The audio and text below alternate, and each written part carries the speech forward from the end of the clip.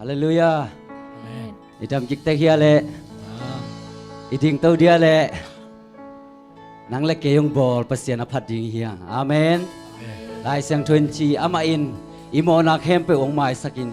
Inat nak hem pe ong dam sak tua tau pa hi. Amen. Han khuk tung ding ong sok ta saka. Amen. Ina le he pina tampi nang le keyong pia hi. Tua tau pa min phat khom dinga. Amen. Khat le khat. Mà sai nè nụy mái siêu siêu nè lô mô nang tao tao pa min phát khom khát đi cái mà nạc pi lung đã min chín khăn lệ khát nạc kinh đầu xiên mà sao amen pasian pen hoi ngia thì van le lấy bolin ni kha aksi bola gan hing te bolin tua te tunga uk na nei thing na nang le ke yong bola ai zong in mo nai dong zo ina pa tôi chụp thêm din ta pa anh ấy sự ông biết khi na tua Giêsu in na bekina ai teng zo hi amen imo na te pan ang suak ta sak tua to pa min phat khom di hang amen ilung sim ipumpi io te sang khai na tua to pa min phat khom di hang amen Amen. Amen. lung sim le o in to pa pan ni amasunga di pan ni đằng nông hin na ke sa sa ni hi la aman ka mo na ting la kya so amin siang patun aman ka mo na ting la kya so Hallelujah, min patu. Ngom na ko na nga ching amakyang. Na ko na nga ching amakyang. Kamo na to kapay siyang. Kamo na to kapay siyang. Kanget hong sa inong kakita. Sa inong kakita. Ken sa sa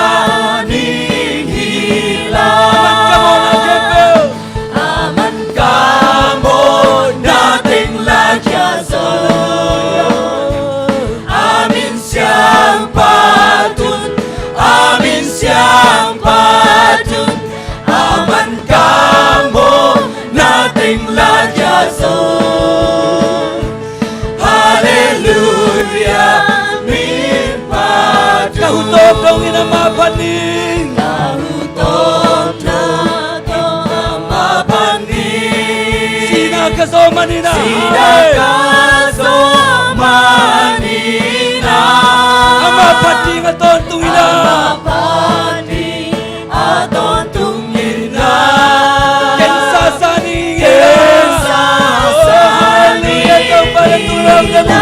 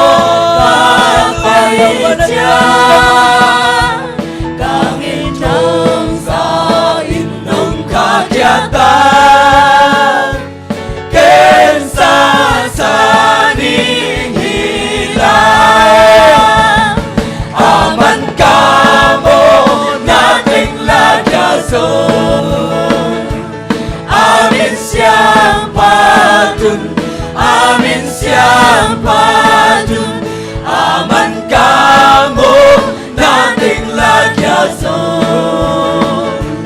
Hallelujah min padu Kahutom na to mapaning Kahutom na to mapaning Sinakasomanina Sinakasomanina Amapani aton tungina Kensasaning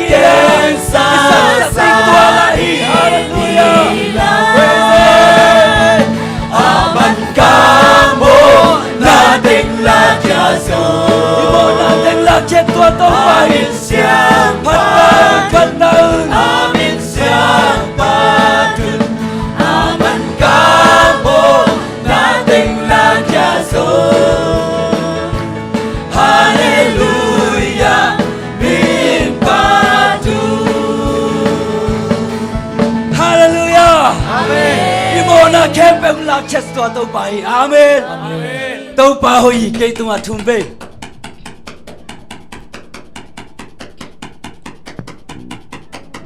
hello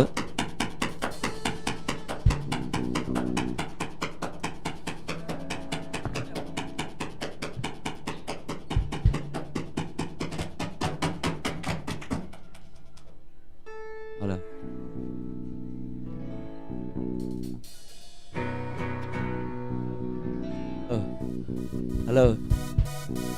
hello hello hello Hello. Hello, hello. hello hello hello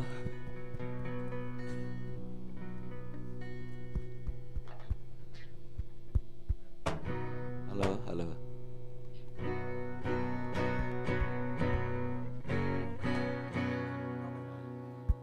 Hello, hello, hello, hello, Hello.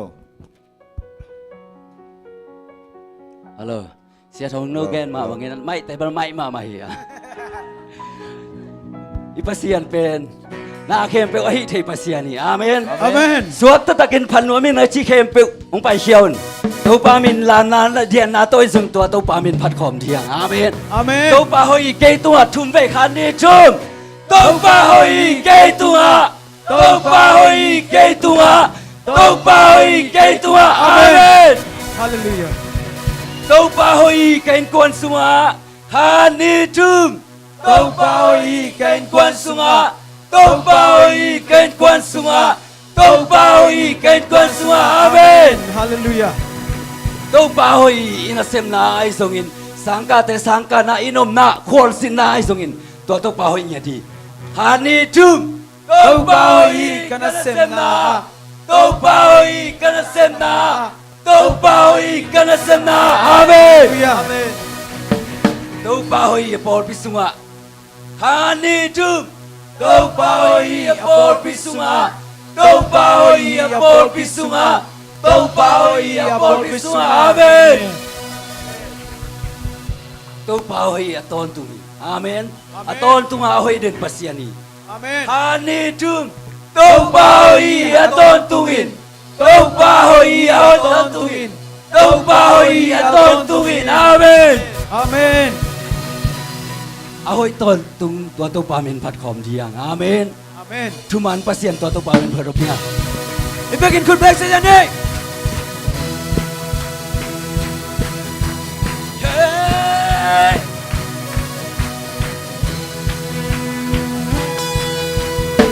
Tuman pasyan kikaw ngayon Nain na yan kan sa ilong Sampai nakilang to Nang magpasyan ang loob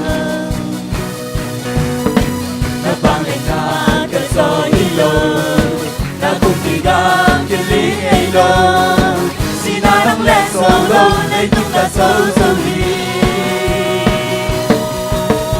Aton tunang ahoy dito pa Bigyan pel lang panyaten Jesus panen nei ke pewi namin no patin binang ke peu nang om yaui namin jangin nang nalyani to pa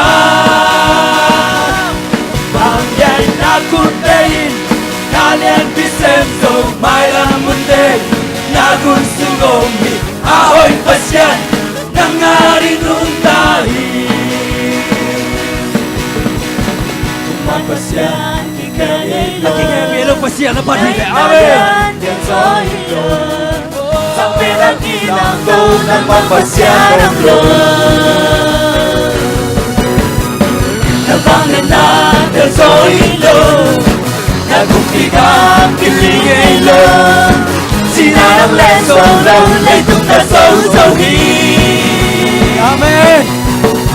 Aton tunang nahoy dito pa Bigyan pel lang panyagpe Jesus panelay ke pewi namin ang pati binang ke peu nang om yaui namin tangin ng nariyanin ko pa. Bakit nakutin Dahil bisenso may lamunte Nakusunong ako'y pasyan ng aling umpay Malalay ka bawin Malalay ka bawin Namin ang pating pinangkembel Nang umyaul Namin tangin ng nariyanin ko pa.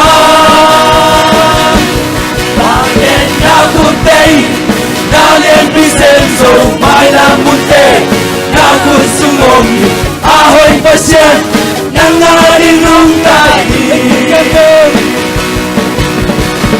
Leitong kembel ng nauki Kahit natin ng kongyahi Lalong sing kembel ng may kongiti Leitong kembel ng nauki Kahit natin kembel tua tau pahi Anong sim kembel ng may kongiti Leitong kembel Leitong kembel ng nauki Kahit natin ng kongyahi Lalong sim kembel ng may kongiti Leitong kembel Leitong kembel ng nauki Kahit natin ng kongyahi Lalong sim kembel ng may kongiti Walay kembelin Namin ang pating pinangkembel Nang umyahui Namin tangin Nang nalianin ang pa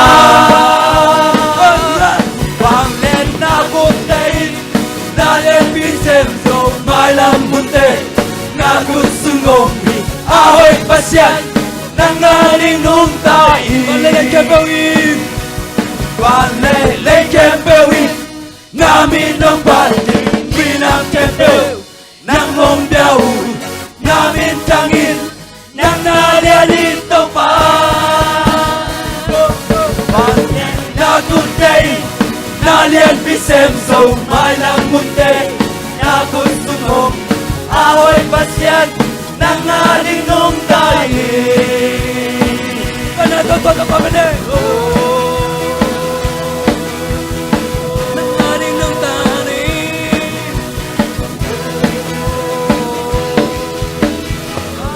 Hallelujah Amen. Tua tau pa hoy teni Amen Amen. Tua tau pa ni simina nang lek kay lam ton ton ton pi tua tau pa hi Amen. Amen ama baik ba lian bersediang Amen Tua tau pa min pat khom lai diang Amen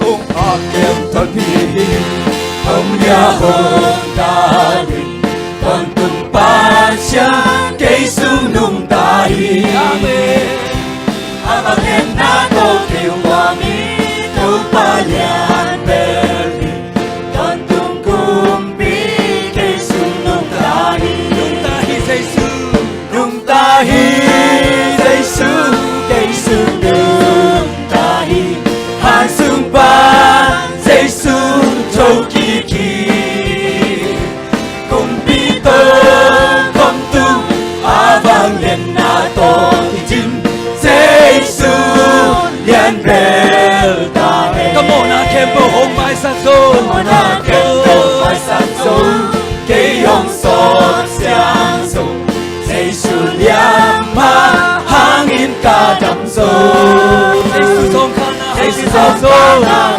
Hao sô Giao tao nghi non lực Để tình chim kín Dây su lòng tình sâu Amen Praise the Lord Nung ta hi Dây su Cây sung cây nung ta hi Hallelujah. Sung pa Praise the Lord. Dây Hey. su Thâu kỳ kỳ Cùng bi tô Không tu A vang lên na tô Cái chim Dây su Liên bèl Nung ta hi dây su Nung ta hi dây su Cây sung cây nung ta hi Han sung pa dây su Thâu kỳ kỳ Cùng bi tô Không tu A vang lên na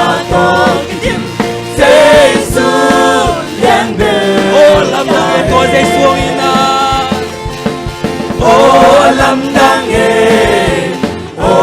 to be na ina na happy na Đi một bên Limot na ngon song na telong lo lam đang nghe to be Alo mi cái hi dông hát thầy nam thu thu tê Alo mi ka hi song ha chay na ti kute Gau pai te ya ding ing ane Khô phê li na tê lơ Coferina telo Coferina telo Gau pai no ha ding ing ane Amen lam dang e Lam đang to be na ina na happy na Di molte na ngon so na telong lo lam dang e to be Linh liang tê nê na yang te na ida gen chei te na waya lấy tung mi a pok so lo te so Gau ba o na chây à đâu pa o na chei Ina inu ina pi se gen chei na pa din nom nom na lam dang e to be na ina na happy na Di molte na ngon so na telong lo lam dang e to be Lam bê bê alung ai mi lam me te ya lungai mi poi te na te ya yang so te bu kim lo te na ngo ko te hoi na mu lo mi tel te na te ya nang mari na tel ta lang na nge lam dang e to be na ina na happy na Di molte na ngon so na telong lo lam dang e to be Lo a om lo a siam lo a om lo Chim lo a om lo asyam lo a om Mi kem pe wi tau pai ma Mi kem pe wi tau pa ma ya so Lei tung bia ni nga sim mo hoai ri adinga sil mo wa ngel te sil pa pa lung tau pa ni lam dang Tau pa no ina lam tang e to Chu pi le tau pa na ina na happy na Di molte na ngon so na telong lo lam dang e to be O alam tang e o chu pi le lam dang e to be na ina na happy na Di molte na ngon so na telong lo lam dang e to O alam tang e O lam dang e to be na ina na happy na Di molte na ngon so na telong lo lam dang e to be Lam nang e lam dang e to be na ina na happy na Mi molte na ngon so na telom lo lam nang i to be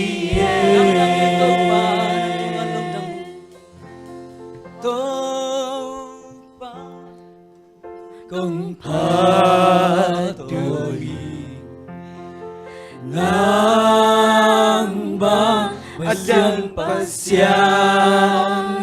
lo na hoy na te silung ka yel chan lung dam loan ki te nang hong pase tu pa namin kong pa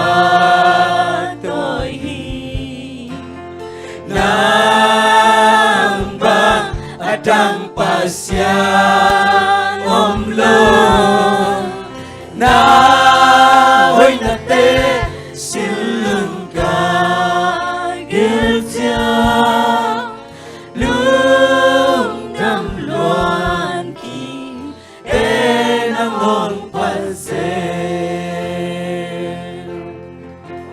Hallelujah, to pa natualong damo. Amen.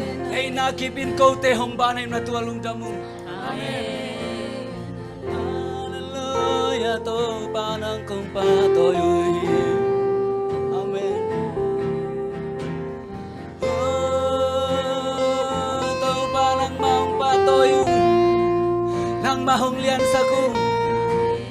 Natay namang inatate hong sangin.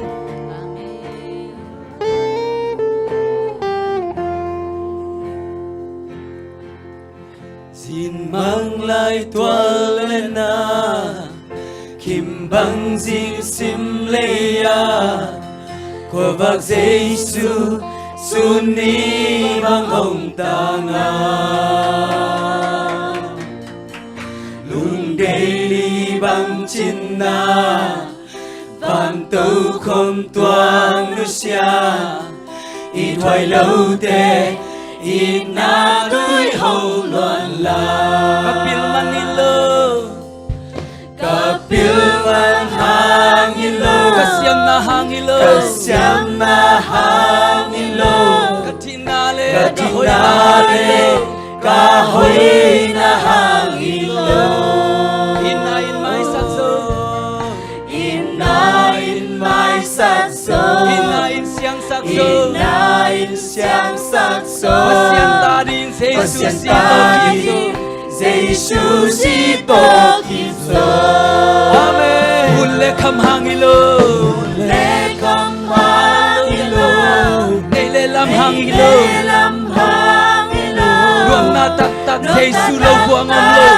Jesus lo buang amlo Jesus sung ahauso, Jesus sung ahauso Jesus sung chingkinso, Jesus sung chingkinso Wahiyakin, Wahiyakin Samnadang Ninolo, Samnadang Ninolo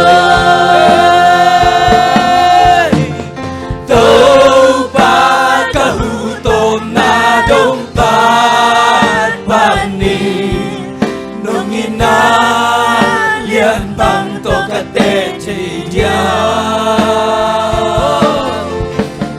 Lam si san vang lian to hong trôi kakisam thế na to si san beki Ule kam hangilo, Ule kam hang nailelam hangilo, Lelam hang Muam nataktak Jesus lo Nung buang amlo, natagda Giêsu lo buang amlo Jesus sung ahauso, Jesus sung ahauso Jesus sung chingkinso, Jesus sung chingkinso Wahiyakin, Wahiyakin Samnadang Ninolo, Samnadang Ninolo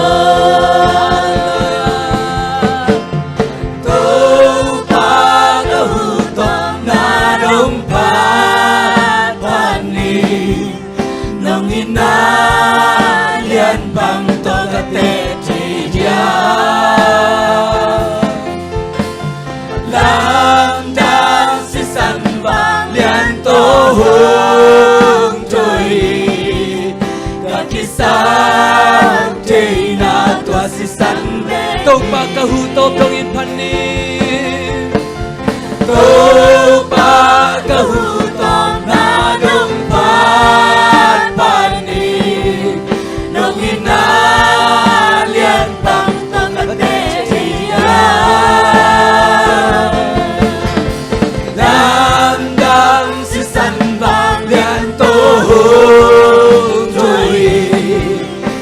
kisah Tina tua sisa Ikisah China tua tu pahang beki. Hallelujah. Tu pa na tu ngalong damo. Kau te kisah China nang mabek nahi. Kapil kasyam manuhi ke. Kane kalam teo hangi ke. Nang manung ina te anak tumalong. Alam dang nung ina te hangi. Tu pa na tu ngalong damo. Ngayon nakipin tu pa. Kau te ang panay manatulog.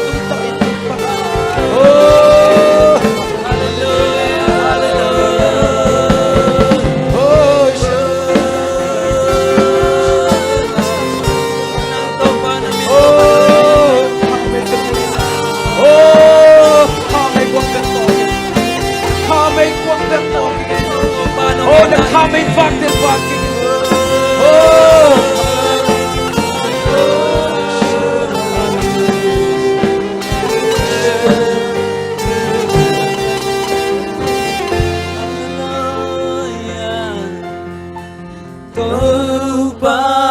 Hutom na dongpat pani nang inalian pang to kate tidia